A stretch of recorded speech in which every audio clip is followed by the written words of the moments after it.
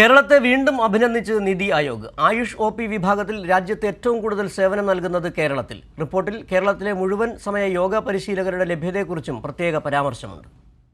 ദേശീയതല അവലോകനത്തിന്റെ ഭാഗമായി നീതി ആയോഗ് ഉദ്യോഗസ്ഥരും വിദഗ്ധരുമടങ്ങുന്ന പ്രതിനിധി സംഘം ആയുഷ് ഹെൽത്ത് ആൻഡ് വെൽനസ് സെന്ററുകൾ സന്ദർശിച്ച് സ്ഥിതി വിലയിരുത്തിയ ശേഷമുള്ള റിപ്പോർട്ടിലാണ് കേരളത്തെ അഭിനന്ദിച്ചത്. ആയുഷ് സേവനങ്ങൾക്കായുള്ള ഒ.പി. വിഭാഗത്തിൽ രാജ്യത്ത് ഏറ്റവും കൂടുതൽ സേവനം നൽകുന്നത് കേരളത്തിലാണ്. ദിവസേന ആയുഷ് ഒ.പി. വിഭാഗത്തിലെത്തുന്ന രോഗികളുടെ എണ്ണത്തിലെ വർധനവ് ഈ രംഗത്തെ സ്വീകാര്യതയും മുൻഗണനയും സൂചിപ്പിക്കുന്നതാണ്. മെഡിക്കൽ ക്യാമ്പുകൾ സംഘടിപ്പിക്കുന്നതിലും കേരളം മികവ് പുലർത്തി. ഒരു ക്യാമ്പിൽ ഏകദേശം 600 പേർ വരെ എത്തുന്നുണ്ട്.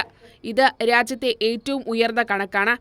ആയുഷ് മെഡിക്കൽ സേവനങ്ങളോടുള്ള ജനങ്ങളുടെ പൊതുമുൻഗണനയിലും കേരളം ഒന്നാമതാണ്. സംസ്ഥാനത്ത് ആയുഷ് മേഖലയിൽ കൈവരിച്ച സുപ്രധാന പുരോഗതിയിലും സംഘം സംതൃപ്തി രേഖപ്പെടുത്തി. കേരളത്തിൽ മുഴുവൻ സമയ യോഗ പരിശീലകരുടെ ലഭ്യത ഉറപ്പാക്കി. മറ്റ് സംസ്ഥാനങ്ങളെ അപേക്ഷിച്ച് യോഗയ്ക്കായി പരിശീലകരുടെ എണ്ണം വർദ്ധിപ്പിക്കുന്നതിനൊപ്പം ഗുണഭോക്താക്കളുടെ എണ്ണവും യോഗ സെഷനുകളും വർദ്ധിപ്പിച്ചു.